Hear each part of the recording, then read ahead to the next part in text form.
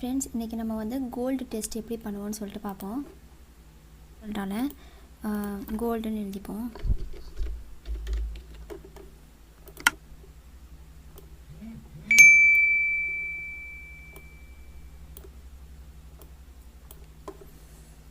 இதுக்கு வந்துட்டு இந்த இன்டர்ன்ஷிப் டூல் இருக்குல்ல, அதை கிளிக் பண்ணிக்கோங்க.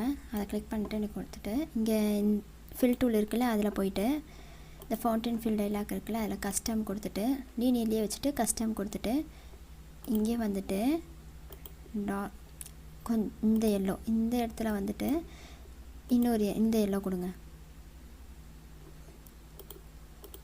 நடுவில் வந்து கொஞ்சம் லைட் எல்லோ கொடுங்க, அதாவது கொஞ்சம் ஒயிட்டும் கலந்தது மாதிரி இருக்கிற இந்த லைட் எல்லோ ஓகேன்னு கொடுத்துருங்க. இப்போ நம்மளுக்கு இது கொடுக்குறப்பயே நம்மளுக்கு வந்து கொஞ்சம் கோல்டு கலர் தெரிஞ்சிடும். இப்போ என்ன பண்ணணும்னா, ஓகே, இதை வந்துட்டு இந்த இன்டர்செக்ட் ஃபில் டூல் இருக்குல்ல, அதை கிளிக் பண்ணிவிட்டு இங்கே 0ன்னு இருக்குது பார்த்தீங்களா, ஆங்கிள், அதில் வந்துட்டு கொஞ்சம் கொடுங்க. இதை வந்து இங்கே மேலே வச்சுருங்க, இதை வந்து கீழே வச்சுருங்க. வச்சுட்டு கொஞ்சம்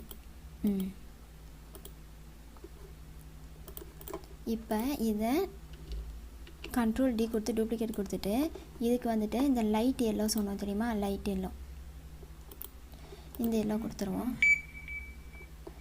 இந்த எல்லோ கொடுத்துட்டு இதை வந்து அரேஞ்ச் ஆர்டர் டு பேக் கொடுத்துருவோம்.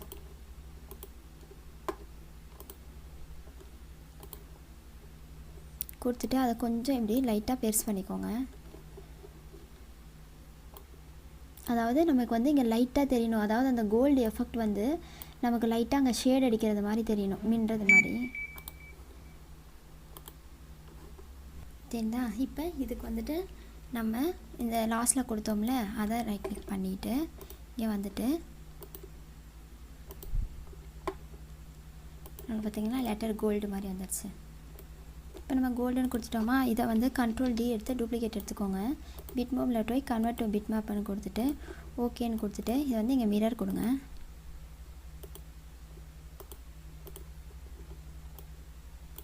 கொடுத்துட்டு இங்கே டிரான்ஸ்பரன்சி டூல் இருக்குல்ல, இதிலேருந்து இப்படி கிளிக் பண்ணிக்கோங்க.